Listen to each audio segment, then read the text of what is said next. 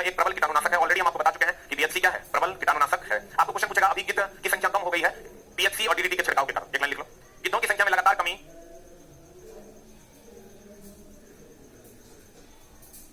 गिद्धों की संख्या में लगातार कमी, ठीक है, गिद्धों की संख्या में लगातार कमी पीएचसी और डीडीटी के छिड़काव के कारण हो रहा है। पीएचसी और डीडीटी के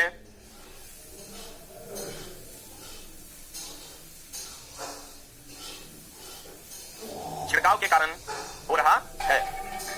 असल नाइट्रोबेंजीन या मिर्बेन का तेल पीछे बताएं आपको, इसका फार्मूला होता है C5H5NO2। इसमें प्रकार्यात्मक समूह कौन सा है? NO2 तथा नाइट्रेट होता है। इसका निष्कर्षण सर्वप्रथम मिस्टर लिच ने सन 1834 में किया था।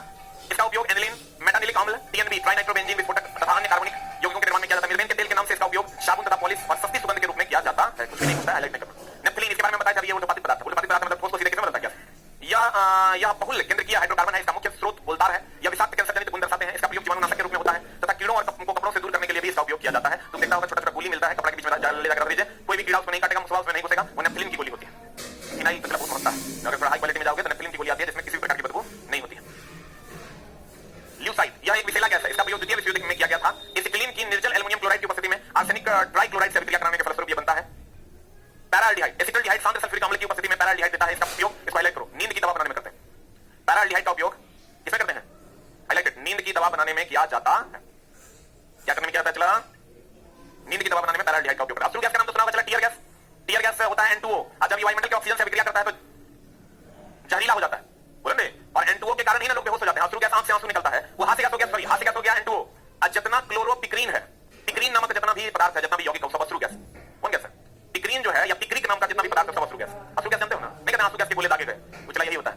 CCl3NO2, एक्रेल्टिक एल्फोक्लोरो एसिटोफिनॉन, कार्बोनिल क्लोराइड, ये सब नहीं पूछेगा, यही पूछता है, इसको हाईलाइट करो। क्लोरोपिक्रिक जो है चला अश्रु गैस है, आंसू गैस है, आदि कुछ प्रमुख अश्रु गैस है। यही है कि वो पूछेगा कौन? क्लोरोपिक्रिक। अश्रु गैस का प्रयोग अनियंत्रित भीड़ को नियंत्रित करने में किया जाता है। यह गैस नेत्रों के संपर्क में आने पर आंखों में क्या उत्पन्न करता है? जलन उत्पन्न करता है। फिर यूरोट्रोपिन, हेक्सामिथिलीन, टेट्रामाइन या फॉर्मल्डिहाइड और अमोनिया की अभिक्रिया के फलस्वरूप प्राप्त होता है। इसका उपयोग सूत्र रोगों की दवा, सूत्र रोग मतलब वैसा रोग चला जिसमें घाव होने के बाद वो धीरे-धीरे फैलने लगता है, मतलब बहुत तेजी से फैलने लगता है, जैसे कैंसर वगैरह भी बहुत तेजी से फैलता है, सब सूत्र रोग में आता है। उसके दवाई के लिए इसका उपयोग किया जाता है। फिर है क्लोरिटोन, एसीटोन, पॉस्टिक पोटास की उपस्थिति में क्लोरोफॉर्म से अभिक्रिया के फलस्वरूप क्लोरिटोन यौगिक बनता है। इसका उपयोग पहाड़ी यात्रा या समुद्री यात्रा में चक्कर आने पर उल्टियां रोकने की दवा के रूप में किया जाता है। इसको हाईलाइट करो, उल्टी रोकने की दवा है क्लोरिटोन, उल्टी रोकने की क्या है? दवा के रूप में इसका उपयोग किया जाता है। उसके बाद मस्टर्ड गैस तो चला हम पढ़ाए थे, विश्व युद्ध के समय हथियार के रूप में प्रयोग हुआ था। फफूंदा उत्पन्न कर देता है, बोलेंगे, कहते हैं यह एक विषैली गैस है। इसका प्रयोग प्रथम विश्व युद्ध के समय रासायनिक हथियार के रूप में किया गया था। एथिलीन की सल्फर मोनोक्लोराइड से अभिक्रिया के फलस्वरूप इसे प्राप्त किया जाता है। इसमें सरसों के तेल के समान गंध आती है, अतः इसका नाम मस्टर्ड गैस पड़ा। यह गैस त्वचा के संपर्क में आने पर फफूंदा उत्पन्न करता है, साथ साथ फेफड़ों को भी क्या करता है? प्रभावित करता है। एसिटामाइड, अशुद्ध अवस्था में इसमें से चूहे जैसी गंध आती है। आर्द्रताग्राही होने के कारण इसका प्रयोग कपड़े, चमड़े, कागज आदि पदार्थों को मुलायम बनाने में किया एमीना बनाने में, एमीना भी चला मुलायम ही बनाता है, न्यूरोजल नामक नींद लाने वाली औषधि बनाने में किया जाता है। फिर है क्लोरोबेंजीन, क्लोरोबेंजीन का चला उपयोग होता है। इसे आयरन उत्प्रेरक की उपस्थिति में बेंजीन और क्लोरीन के साथ अभिक्रिया द्वारा बनाया जाता है। औद्योगिक स्तर पर इसे बेंजीन द्वारा रासायनिक विधि से बनाया जाता है। इसका उपयोग एनिलीन, फिनॉल हाईलाइट करो, फिनॉल बनाने में हम लोग क्लोरोबेंजीन का उपयोग करते हैं, पूछेगा, क्योंकि फिनॉल का हम लोग दैनिक जीवन में यूज करते हैं। क्लोरोनाइट्रोबेंजीन तथा कीटनाशक और डीडीटी के रूप में किया जाता है। अब चला देखो, इसमें हमको चला अगर सही मायने में कहो, हम 5-6 को पॉइंट मुझे बता रहे हैं, वही पूछेगा। एक तो चला ये जानता है नाखून का पॉलिश हटाने में हम पीछे हाईलाइट किए होंगे, किसका उपयोग करते हैं? एसीटोन का उपयोग करते हैं। एक तो पूछता है नाखून का पॉलिश हटाने में एसीटोन का उपयोग किया जाता है। एक फिनॉल का बनाने के लिए हम लोग क्लोरोबेंजीन का उपयोग करते हैं। उसके बाद पूछेगा नेफ्थलीन ऊर्ध्वपाती पदार्थ है, हाइड्रोफॉर्म ऊर्ध्वपाती पदार्थ है। क्लोरोफॉर्म निश्चेतक के रूप में ऑपरेशन के समय यूज होता है। ईथर निश्चेतक के रूप में ऑपरेशन के समय यूज किया जाता था, अब नहीं किया जाता है। उसके बाद अगर आप इधर आइएगा चला जी, तो एक तो हम आपको पढ़ाए थे मिर्बेन का तेल, बोलेंगे, एक पढ़ाए थे चला नोबेल का तेल, ट्राइनाइट्रो, बोलेंगे, ग्लिसरीन, टीएनजी ना। चला उसके बाद अगर आप इधर आइएगा तो आपको एक सीटीसी पूछेगा, कार्बन टेट्राक्लोराइड। कार्बन टेट्राक्लोराइड को पाइरीन के नाम से भी जानते हैं और इसका उपयोग बिजली से लगी आग बुझाने में करते हैं। हाइड्रोफॉर्म एक ऊर्ध्वपाती पदार्थ है। हाइड्रोफॉर्म क्या है? एक ऊर्ध्वपाती पदार्थ है, मतलब ये ठोस से सीधे किसमें बदल जाता है? गैस में बदल जाता है। तो जो ठोस से गैस में बदल जाएगा वो ऊर्ध्वपाती पदार्थ है, बोलेंगे। तो पाइरीन जो है उससे बिजली से लगी आग बुझाते हैं। हम बोले तो आग कितने प्रकार का? 4 प्रकार, class A, class B, class C, class D. अब क्लास ए हो गया ठोस, द्रव, गैस, और डी हो गया बिजली से लगी आग, सही है ना? लकड़ी और पेपर में लगी आग क्लास ए है, ये ना है, बोलेंगे। लकड़ी और पेपर में लगी आग क्या है? क्लास ए। एक चला उत्प्रेरक, पीछे हम लोग पढ़ाए थे, उत्प्रेरक होता है जो अभिक्रिया में भाग नहीं लेता लेकिन अभिक्रिया को बढ़ाया घटा देता है, पढ़ाए थे, आगे पढ़ाना। एक चला वर्धक होता है, उसमें एक विष होता है। चला कल क्वेश्चन था उत्प्रेरक का। उत्प्रेरक 2 प्रकार का, हम शायद पीछे तुमको पढ़ाए भी होंगे। उत्प्रेरक 2 प्रकार का होता है, एक होता है वर्धक, पढ़ाए होंगे, देख लेना पीछे। एक होता है विष, एक वर्धक होता है, क्या होता है? विष। तो चला वर्धक जो होता है नाम है वर्धक, वर्धक मतलब जो अभिक्रिया की दर को क्या करे? बढ़ा दे। विष जो होगा मतलब ये अभिक्रिया की दर को क्या करेगा? घटा दे। और उत्प्रेरक जो होता है ये नियंत्रित करता है, ये अभिक्रिया की दर को क्या करता है? नियंत्रित करना मतलब बढ़ाना भी और घटाना भी, बोलेंगे। नियंत्रित करने का मतलब है बढ़ाना भी और घटाना। एल्केन असंतृप्त है क्या असंतृप्त है? एल्केन, एल्कीन और एल्काइन असंतृप्त ना। पहली बार जैव शक्ति का सिद्धांत किसने दिया था? बर्जीलियस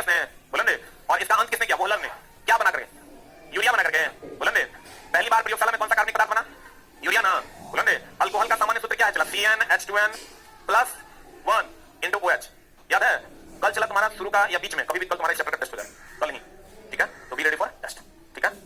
पीछे वाला बीच चला कर देंगे, अभी कर देते हैं, चैप्टर को रोक देते हैं, पहले का टेस्ट नहीं एक करके करेंगे, ठीक ना? लेकिन हम चला उसके लिए करना ये पड़ेगा कि हमको पहले रिवीजन कर देंगे हम ही, तब तुम टेस्ट होगा तभी होगा, क्योंकि तुम तो घर से रिवीजन करके आते नहीं, ठीक है? एकदम वो हमें पता है, बहुत बढ़िया। कल चला तुम्हारा टेस्ट होगा, उसके बाद फिर पढ़ाई करेंगे हम लोग, 15-20 मिनट का टेस्ट होगा, 20 मिनट के बाद फिर हम लोग पढ़ाई करेंगे, ठीक है? हो सकता है पहले हो जाए, हो सकता है बाद में, ठीक है? इसी चैप्टर का पढ़ के आना। आज इसका सबसे ज्यादा नंबर मेरे तरफ से 500 रुपए का गिफ्ट मिलेगा, एक पंसैया तुमको मिल जाएगा, सबसे ज्यादा नंबर हो। क्वेश्चन लेकिन हम चेक करेंगे क्वेश्चन, लेकिन थोड़ा सा इथाइन एल्काइन है, चला एल्काइन है, एल्काइन में भी ईथ है, ईथ है तो कार्बन का होगा, दो होगा, दो कार्बन होगा, चला तो देख लो। ट्रिपल बॉन्ड होगा, एल्काइन है तो ट्रिपल बॉन्ड ना, तो ट्रिपल बॉन्ड इसमें है नहीं, इसमें है नहीं, इसमें क्या किया, तीन वही है, हाइड्रोजन तीन को जोड़ दिया, ऐसा कभी होगा? ये होगा नहीं, इसमें ट्रिपल बॉन्ड है और ईथ तो होगा, ईथ भी दो कार्बन है, आंसर हो जाएगा, सही है ना? अगला सिरका, सबको पता है 5 से 8% एसिडिक एसिड, ए की बी की सी की डी, जल में 5 से 8% एसिडिक एसिड को हम लोग क्या कहते हैं, सिरका। हाँ, एक नंबर वाला क्वेश्चन छूट गया, नहीं लोग ऑनलाइन वालों का छूट गया। बकमिनिस्टर फुलरीन किसका अपर रूप है, चला कार्बन का, किसका अपर रूप है? बकमिनिस्टर फुलरीन कार्बन का क्या है, अपर रूप है। अब रिक्त स्थान में सबसे उपयुक्त विकल्प चुने, इथानॉल, इथानॉल तो पीने वाला अल्कोहल ना, गैस को लिए विकृतीकृत होता है, इसकी स्थिरता में वृद्धि, इसके लिए अनुपयुक्त, पीने के लिए अनुपयुक्त बनाने के लिए, सही है ना? डी, एक मिनट, इथानॉल को डैश के लिए विकृतीकरण होता है, आंसर होगा चला इसे पीने के लिए अनुपयुक्त बनाने के लिए, इसे रोगानुरोधक के रूप में उपयुक्त बनाने के लिए गलत है, आंसर होगा बी फॉर बॉल। ठीक है, इसे पीने, अरे छोटा, इथानॉल को विकृत बना रहे हैं पीने के लिए, उपयुक्त बनाने के लिए, विकृत का मतलब होता है खराब बनाना, छोटा चोरवा सा, पीने के लिए अनुपयुक्त बनाने के लिए, बोलो नहीं, इधर डाउट खड़ा करो, बाद में कहो नहीं, बोलो छोटा। इथानॉल में, इथानॉल को पीने के लिए अनुपयुक्त बनाने के लिए उसमें इथानॉल मिलाते हैं, जिससे वो विकृतीकृत हो जाता है, जिससे लोग पीते नहीं है। और रोगानुरोधक तो उसका अपना गुण है, रोगानुरोधक उसका अपना गुण है, उसको विकृतीकृत इसलिए बनाते हैं ताकि लोग उसे पिए नहीं, बोलो। इथानॉल को इथेन में परिवर्तित करने के लिए dehydrating agent sulphuric acid, nickel उत्प्रेरक जो होता है, चला वनस्पति तेल को कृत्रिम घी में बदलता है, वनस्पति तेल को कृत्रिम घी में बदलता, वनस्पति तेल को कृत्रिम घी में बदलने में उत्प्रेरक में, पीछे पढ़ाए हैं, चलाइए हम तुमको, उत्प्रेरक के रूप में प्रयोग करते हैं। डिहाइड्रेटिंग एजेंट वह एजेंट होता है जो हाइड्रोजन को, जल को सोख लेता है, डिहाइड्रेटिंग एजेंट वह एजेंट होता है, चला जो जल को क्या करता है, सोख लेता है, हो गया? निम्न में से कौन सा कार्बोनिक अम्ल है, कार्बोनिक अम्ल मतलब कार्बन होना चाहिए, कार्बन होना चाहिए, कौन होगा बता? ई तो नहीं है, H2SO4 है, ये में कार्बन है, फास्फोरिक अम्ल H3PO4 है और नाइट्रिक अम्ल HNO3 है, बोलो हाँ या ना? देखिए को बच गया, तब साइट्रिक एसिड होगा, फॉर्मूला नहीं भी पता है तब भी आंसर हो जाएगा, बोलो। चला चला ऑप्शन वाइज क्वेश्चन बनाने के लिए ना पढ़ाकू नहीं चाहिए, स्मार्ट बनना चाहिए। ऑप्शन वाइज अगर आप क्वेश्चन बनाते हैं तो उसके लिए बहुत पढ़ाकू लड़का होगा तो नहीं बना पाएगा जल्दी, हाँ, लेकिन वो स्मार्ट बच्चा होगा, सोच पाएगा, एनालाइज कर पाएगा, तो क्वेश्चन में आधा अधूरा जानकारी में भी बना दे। अगला, जब दूध खट्टा सब मार दिया होगा लैक्टिक एसिड, मारा कि नहीं? फटे दूध, दूध दही होगा तो क्या मारना है, लैक्टिक एसिड। शीतल पेय में शामिल है ये कार्बोनिक एसिड, क्योंकि शीतल पेय में जब चला CO2 होता है, आई जब H2O से अभिक्रिया करता है तो ये बना देता है H2CO3, इसी को हम कहते हैं चला कार्बोनिक अम्ल, बोलो हाँ, ये पढ़ाया हुआ है, ऐसे ना बोलो, लिखाए भी हैं, बोलो। आगे बढ़े, अगला क्वेश्चन, इत्र बनाने के लिए सबको पता है ईस्टर, सही है? आप प्रोपेन गर्म गुब्बारा इसी से बनता है, गर्म गुब्बारा इसी से बनता है, बोलवे ना नहीं करता है। आप बेंजीन, निकोटीन जब जलता है तो क्या बनता है, निकोटीन जलता तो क्या निकलता, बेंजीन, सही है? हो गया भाई? अगला क्वेश्चन, अगला क्वेश्चन, ग्लूकोज C6 ना, आंसर। अगला, प्रकाश ऊर्जा से पानी के अणु विखंडन की प्रक्रिया को क्या कहते हैं? विद्युतीय अपघटन, क्योंकि वो आयन में टूट जाता है। कल पढ़ाए हैं, कार्बन के किस रूप का उपयोग शुष्क स्नेहन में करते हैं, स्नेहक के रूप में हम लोग ग्रेफाइट का उपयोग करते हैं, जो नहीं पढ़े फिजिक्स में फ्रिक्शन चैप्टर में पढ़िएगा। अगला, निम्नलिखित में से कौन सा अभिक्रिया उष्मा शोषी अभिक्रिया का एक उदाहरण है, बोलो। ये फिर देखो, जितना भी अपघटन अभिक्रिया है, अपघटन का मतलब होता है टूटना, टूटेगा कब, जब गरमाएंगे, गरमाएंगे मतलब उष्मा देंगे, बोलेंगे उष्मा देंगे, आंसर क्या हो जाएगा, बी फॉर बॉल। अपघटन का मतलब टूटना, टूटेगा कब, जब गरमाएंगे, गरमाएगा कब, जब उष्मा देंगे, उष्मा देंगे मतलब उष्मा शोषी, आंसर। अरे आंसर रे, आप प्राकृतिक गैस जलेगा तो उष्मा देगा, यानी उष्मा छेपी, एसिड वाला मामला है, उष्मा देगा, उष्मा छेपी। यहाँ है पानी में सोडियम हाइड्रोक्लोराइड हाइड्रोक्साइड का घुलना, ये भी चला उष्मा देगा, जैसे सोडा वगैरह डालते तो उष्मा देता है कि नहीं? गैस वह प्रक्रिया जिसमें हम लोग, सही है, एक संतुलित रासायनिक समीकरण में अभिकारक और उत्पाद में सभी तत्वों में परमाणुओं की संख्या समान होती है, सही है? और संतुलित रासायनिक समीकरण में अभिकारक और उत्पाद में संख्या क्या होती है, असमान। ए और बी दोनों क्या है, सत्य।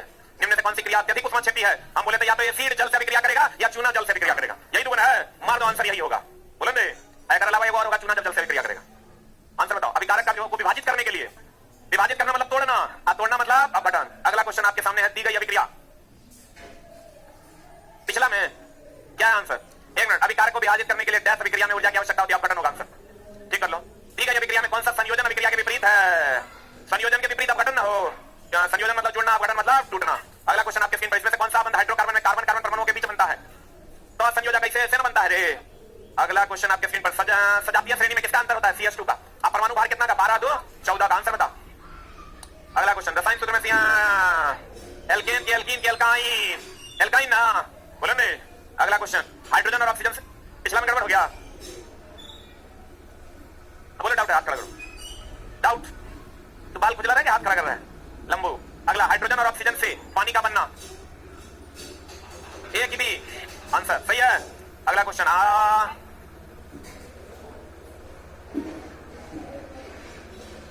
अक्रिय गैस आर्गन है रे, कार्बन डैश के कारण अस्थायी यौगिक बनाने में सक्षम है। ये कुछ लोग कहेंगे अपने सहसंयोजक बंध बनाने के कारण, सहसंयोजक बंध बनाने के कारण वो अस्थायी नहीं है, अपने छोटे आकार के कारण। बोले थे जितना छोटा आकार होगा उतना मजबूत बंधन बनेगा, और जो बड़ा आकार होगा वो कमजोर बंधन बनेगा, याद है? अगला क्वेश्चन आपके स्क्रीन पर, निम्न से किस समूह में शामिल किसी हाइड्रोकार्बन समान समझाती है? समझाती मतलब एक जात का होगा, सब एल्केने होगा या सब एल्कीने होगा या सब एल्काइने होगा, यही हो जाएगा। हाँ, तो ईमान पे छोड़ दिए। इस सब एल्केन है, देख लो, CnH2n+2। अच्छा, कह रहा है किस समूह में शामिल हाइड्रोकार्बन समान समझाती श्रेणी से समान, तो देख लो कौन चला, कौन एक ग्रुप का नहीं है, यही है। अरे भाई ठीक है, आंसर है। आए रुक, हम देख लेते हैं। अरे छोटा हमारा नहीं आता है। 2 दूनी 4, 3 दूनी 6, 4 दूनी 8 है, यहाँ 2 2 CnH2n ये हो जाएगा 3 4 4 6, ये तो गड़बड़ लग रहा है। ठीक है, ये आज रुक चेक कर लेते हैं। ये CnH2n-2 इसी पर है क्या? 2 है, 2 दूनी 4 में 2 गया 2, 3 है 3, 3 दूनी 6 में 2 गया 4, 4 है 4 दूनी 8 में 2 गया 6, ये तो सही है। 3 दूनी 6 5 दूनी 10 7 दूनी 14, यही ना होगा? क्या समझता हमारा नहीं आता है। अगला क्वेश्चन आपके स्क्रीन पर, कार्बन का एक अपर रूप नहीं है। हीरा, ग्रेफाइट, बकमिस्टर, फुलरिन है। कार्बन के डैश अपर रूप सही है। निम्नलिखित में से कौन सा यौगिक समान नहीं है? नहीं है मतलब क्या कोई हिलेगा नहीं अपनी जगह पर से। 4 दूनी 8, 3 दूनी 6, 5 दूनी 10, 6 दूनी 11। अरे अगला क्वेश्चन, असंतृप्त होगा एल्कीन या एल्काइन होगा?